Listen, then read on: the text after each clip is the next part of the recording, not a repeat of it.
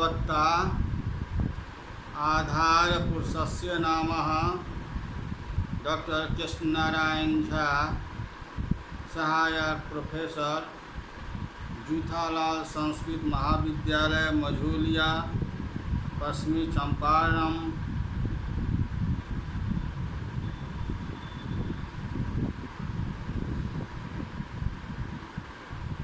सर्वप्रथम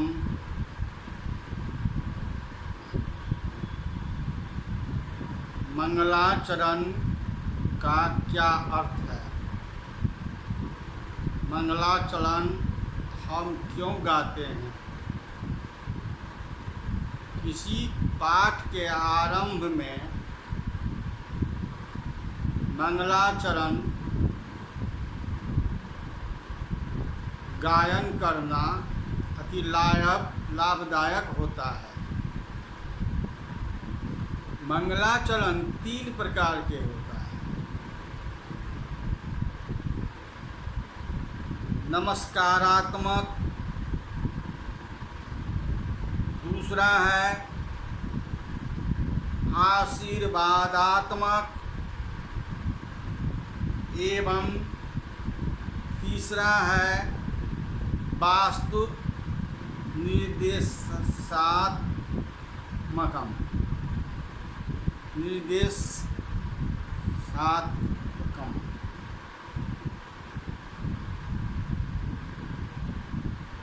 कोई भी पुस्तक काज आरंभ से पहले मंगला श्लोक किया जाता है। एक श्लोक में कहा भी गया है, आशीर्वचनम संयुक्ता स्तुतियार्थ अस्मात् प्रयुज्यते देवादि जनु उपादीनां तस्मानां दीति संज्ञता। नाटक के आरंभ में या कोई काज करने से पहले मांगलिक या आशीर्वादात्मक, नमस्कारात्मक पद या श्लोक में किया जाता है। देवरूप राजा या ब्राह्मण के आशीर्वाद की प्रार्थना की जाती है। विघ्न समाप्ति के लिए मंगलाचरण की पाठ किया जाता है। पुस्तक का नाम कक्षा, शास्त्री प्रतिष्ठा, द्वितीय खंड, प्रतिष्ठा विषय तृतीय पद। निर्धारित पुस्तक का नाम है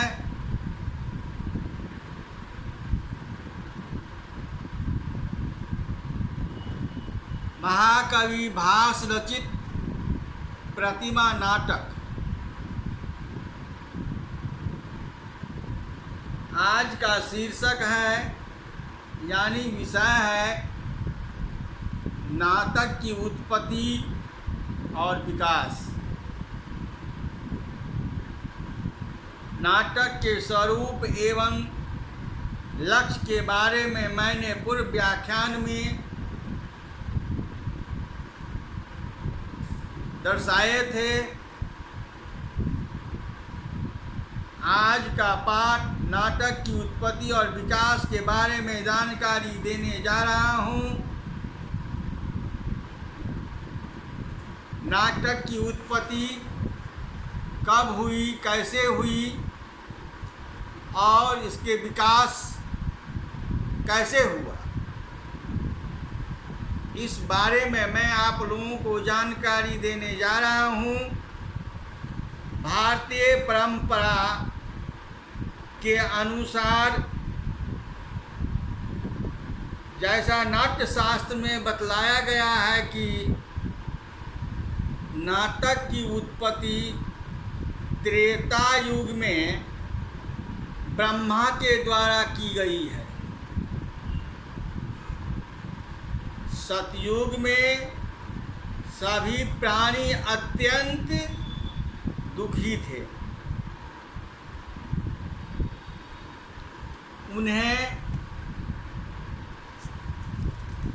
उसने किसी प्रकार के मनोविनोद की आवश्यकता नहीं थी। उस समय मनोरंजन के कोई साधन नहीं थे। त्रेता युग के आते ही संसार में दुखों का आदि भाव शुरू हुआ। अतः देव तथा दानव दोनों मिलकर ब्रह्मा जी के पास गए और ब्रह्मा जी से निवेदन पूर्वक बोले, संसार के दुखों से क्षणिक मुक्ति के लिए, मनोविनोद के लिए पितामह हमें कोई ऐसी वस्तु प्रदान करें जिससे हमारा मनोरंजन होता रहे। क्षण भर के लिए हम अपने सांसारिक दुखों को भूल जाएं। इस प्रकार का हमें कोई ऐसी वस्तु दें। ब्रह्मा उनकी प्रार्थना से संतुष्ट होकर ध्यानावस्थित हो गए और फिर उन्होंने सांसारिक जीवों के मनोरंजन के लिए नाट्य भेद का प्रकट किया। नाट्य भेद का प्रकट किया। उन्होंने चारों वेदों से सहायता ली। ब्रह्मा जी चारों वेदों से सहायता ली। जैसे ऋग वेद से पाठ, साम वेद से संगीत, यजुर्वेद से अभिनय तथा अथर्ववेद के रस लेकर नाट्य कला की सृष्टि की और पंचम वेद के रूप में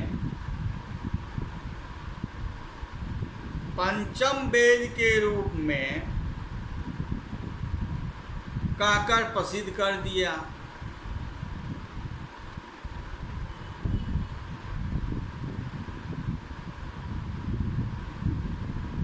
इसमें भगवान शंकर ने तांडव नृत्य, भगवती पार्वती के लास नृत्य एवं भगवान विष्णु ने चारों कृतियों का समावेश इसमें पूर्ण कलात्मक उत्पन्न कर दिया। इतना ही नहीं, स्वर्ग के शिल्पी विश्वकर्मा ने इसके लिए एक रंगमंच का निर्माण किया। सर्वप्रथम इंद्रध्वज पर्व पर त्रिपुदाह एवं समुद्र मंथन नाटक अभिनीत हुए। ब्रह्मा ने नाटक खेलने के लिए भरत मुनि को अप्सराएं भी इसलिए सौंपी कि मुनि उन्हें नाट्यकला की व्यवहारिक शिक्षा दें।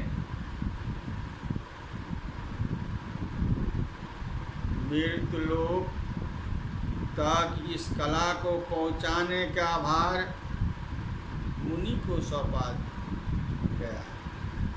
इस प्रकार भूलोक से यह नाट्यकला मृत्युलोक में पहुंची। इस भरत उपस्थान में भारतीय परंपरा नाटकों को देवी उत्पत्ति मानती है। नाट्य वेद के विकास क्रम में कुछ तथ्य विचारणीय हैं। पहला है अब इनका विकास कैसे हो रहा है। भरत के नाट्य शास्त्र की रचना के पूर्व भारतीय नाटक तथा भारतीय रंगमंच पूर्णतः विकसित हो चुके थे। नाट्य कला के निर्माण में चारों वेदों का योग है।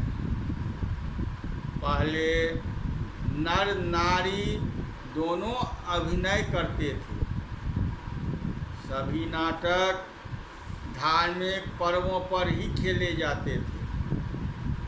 वैदिक काल में नाटक की सृष्टि नहीं हुई थी। डॉक्टर रिलवे का विचार है कि संसार में नाटकों की उत्पत्ति मृत आत्माओं के प्रति प्रकट हुई श्रद्धा से हुई। इनकी मान्यता है कि मृत वीरों के शव पहले सुरक्षित रखे जाते थे और उनके श्राद्ध के दिन उनकी वीरतापूर्वक जीवनी का प्रदर्शन होता था। इसलिए परंपरा की भारत में रामलीला, कृष्ण लीला, वीर पूजा का ध्वंसावशेष है और भारत में भी वीर पूजा से ही नाटकों की उत्पत्ति हुई है। डॉक्टर रिजवेरस इस मत को यूरोपियन विद्वान नहीं मानते। अब है मेपोलवाद। पाश्चात्य देशों में परिवर्तन के समय होने वाले उत्सवों, नृत्य, गान से नाटकों की उत्पत्ति मानी जाती है।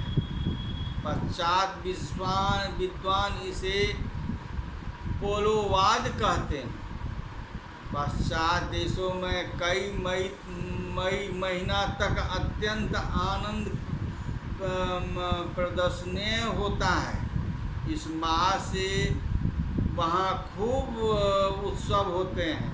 लोग नाचते हैं, कूदते हैं, आनंद करते हैं। इतना ही नहीं, लोग एक लंबा बांस गाड़ कर उसके नीचे इकट्ठे होते हैं और सभी स्त्री पुरुष मिलकर साथ साथ नृत्य करते हैं।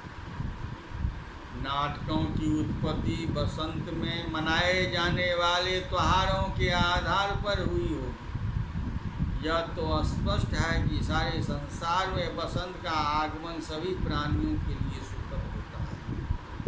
अतः इसी समय सभी आन जातियां प्रायः उत्सव मनाती हैं। किंतु इस पद में बड़ी दोष दिखाई देता है कि मेपोल नृत्य का संबंध इंद्रध्वज पर्व से जोड़ा गया है। मेपोल बसंत में ऋतु में होता है, जबकि इंद्रध्वज का पर्व भारत में वर्षा के अंत में हुआ करता है, क्योंकि यह इंद्र की मेघ की विजय का सूचक है। भारत के नाट्य शास्त्र में भी इंद्रध्वज का उल्लेख मिलता है।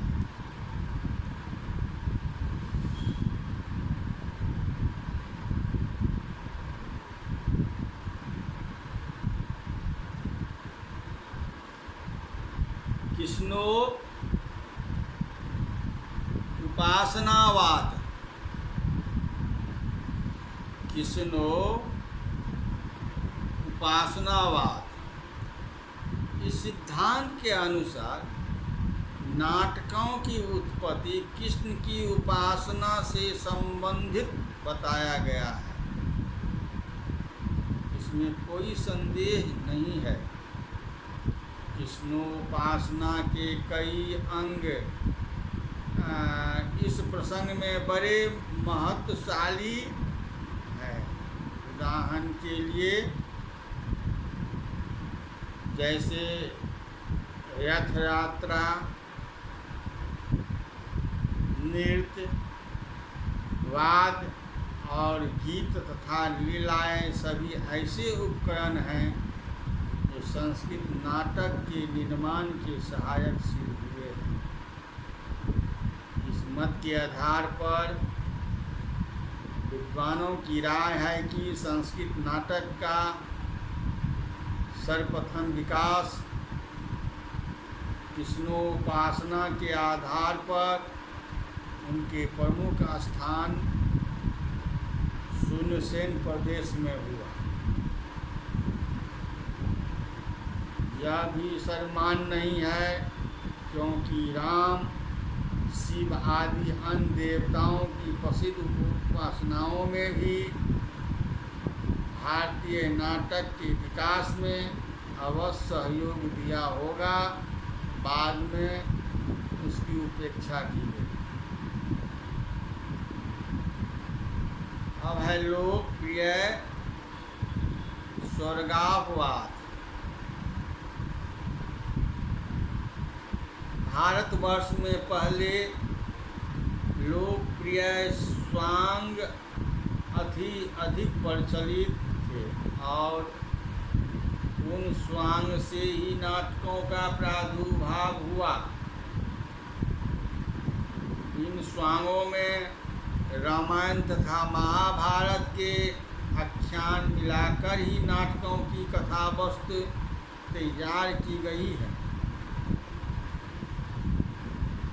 किंतु डॉक्टर कीथ ने किया है कि नाटक के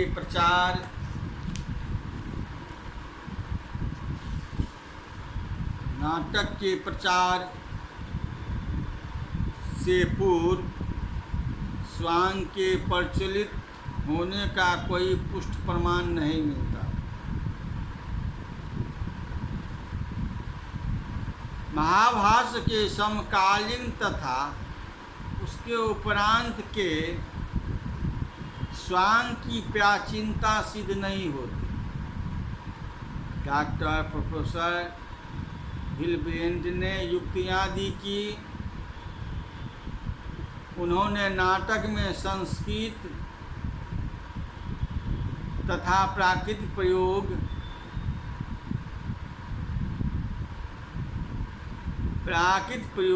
गद्य पद तथा सम्मिश्रण रंगशालाओं में आडंबर न्यूनता का सादगी का होना एवं विदूषक जैसे लोकप्रिय पाठ के आधार पर नाटकों का लोकप्रिय स्वांगे से उत्पन्न माना जाता है। चारों बातों से पहले तीन बातों का समाधान तो बहुत अच्छी तरह हो जाता है कि नाटकों की उत्पत्ति का संबंध धार्मिक संस्कारों से जुड़ जाता है, किंतु नाटकों में विदूषक जैसे पाठ की सत्ता का प्रादुर्भाव महाभारत संस्कार में शूद्र पाठ की आवश्यकता से माना जाता है। महाभारत का धार्मिक संस्कार है। दूसरे पक्ष में कोई ऐसा प्रमाण नहीं मिलता जो नाटकों में विदूषक रखने की प्रथा का संबंध किसी लौकिक लीला से सिद्ध करता है।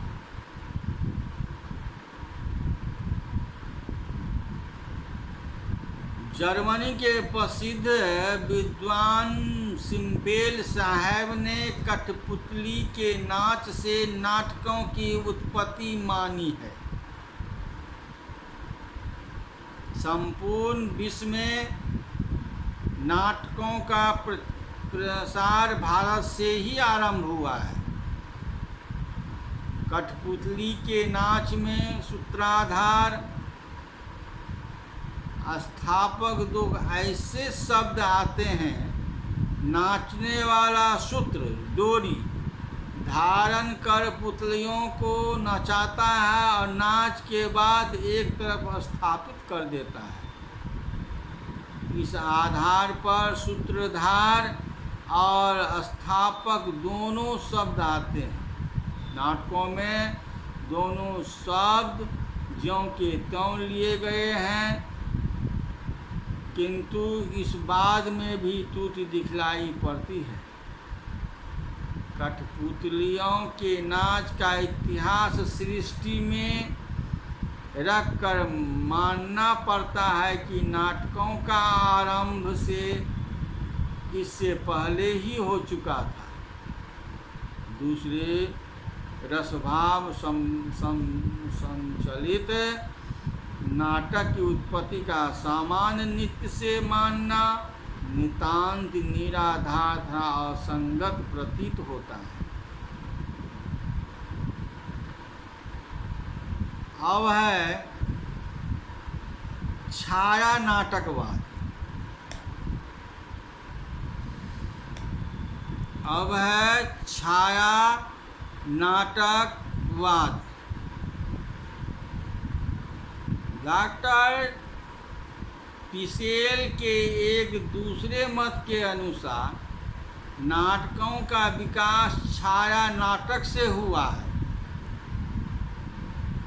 डॉक्टर लडुडर्स एवं डॉक्टर कोनो भी इस मत के समर्थक हैं, जो छाया नाटक से ही नाटकों का विकास हुआ है। पहले प्यारा छाया के द्वारा हमारे सारे खेल दिखलाने की प्रथा प्रचलित थी। एक बात और ध्यान देने की योग्य है कि शब्द इस सिद्धांत के अनुसार जितना अन्वर्थक सिद्ध होता है उतना किसी और से नहीं।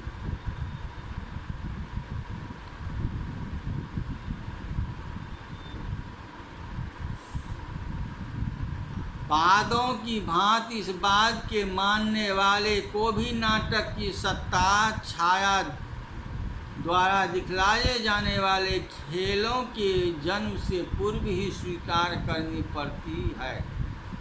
संस्कृत में कुछ छाया नाटक यूं ही पाए जाते हैं। इस छाया नाटकों में दूतांग विशेष प्रसिद्ध है। छाया नाटक में महीन पर्दे के पीछे वास्तविक अभिनेता या मूर्तियों का छाया अभिनय दिखलाया जाता है। दर्शक पर्दे पर उनकी छाया मात्र देखते हैं। संस्कृत के 2-4 इने गिने पर्वती छाया नाटकों के आधार पर भारतीय नाटकों की उत्पत्ति या विकास मानना अति उपहासास्पद प्रतीत होता है। कुछ विद्वानों ने नाट्यकला की उत्पत्ति एवं विकास का स्रोत यूनानी नाट्यकला को ही माना है। इस प्रमाण में जब निकाह शब्द उपस्थित करते हैं, कहते हैं कि जब निकाह जवन शब्द से उत्पन्न है। इस विषय में इतना ही कहना है कि संस्कृत नाटक में जवन निकाह शब्द का व्यवहार होता था, जिसका अर्थ है पर्दा ढकने वाला।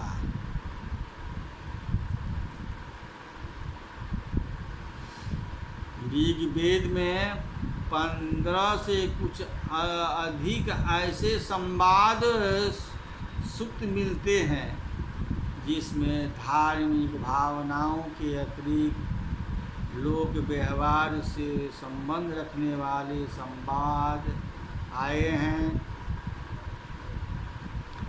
अत्यधिक खोजबीन के बाद संस्कृत नाटकों की उत्पत्ति के बीच इन संवाद सूत्रों में पाया। कुछ दिनों के बाद इस बात का समर्थन किया कि थोड़े से विद्वानों इस संबंध में गंभीरतापूर्वक विचार करने का आग्रह किया कि उन्होंने इनकी गंभीर खोज की और नाटकों का मूल इन संवाद सूचकों को ठहराया। डॉक्टर हर्टल ने एक पग और आगे बढ़कर यह घोषणा की कि वैदिक नाटक के विकास का मूल रूप हमें सुपर्णा अध्याय में देखने को मिलता है। दूसरे उपन्यास पाश्चात्य एवं पौर्वात्य विद्वानों ने भी ऋग्वेद के इन संवादों में नाटकों उत्पत्ति की मूल सामग्री खोजने की चेष्टा की।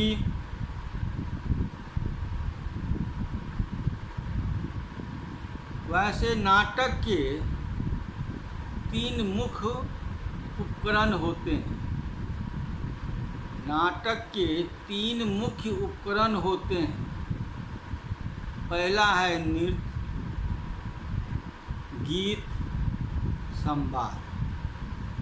इन संवादों के साथ नृत्य एवं गीत भी रहे होंगे, किंतु आज उनका रूप वहाँ नहीं मिलता।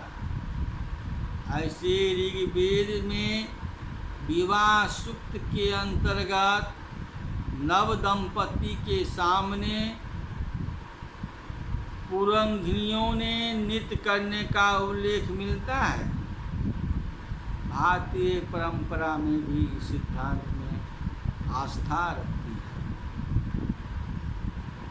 कुछ विद्वान वैदिक अनुष्ठानों में नाटकों की उत्पत्ति के बीज ढूंढते हैं। ऐसे देखा जाए तो वैदिक अनुष्ठानों में नाटक प्रायः सभी प्रमुख तत्व मिलते हैं। ऋग्वेद के संवाद चर्चा की जा चुकी है। ये यज्ञानुष्ठान के एक अंग है। यह अनुष्ठान एक प्रकार का नाटक ही तो कहा जाता है। इस अनुष्ठान में कुमारियां अग्नि के चारों ओर नाचा करती थी। इन सूक्तों में सूर्य एवं वैश्य का प्रकाश के लिए पारसतली कलह भी नाटक ही है। यज्ञ मंडप में बैठे याचकों एवं जजमानों के मनोविनोदनार्थक संवाद सूक्तों की कल्पना भी नाटकों की ओर से संकेत करती है कि नाटक के प्रायः सभी प्रमुख तत्वों को वैदिक अनुष्ठानों में आसानी से खोजा जा सकता है।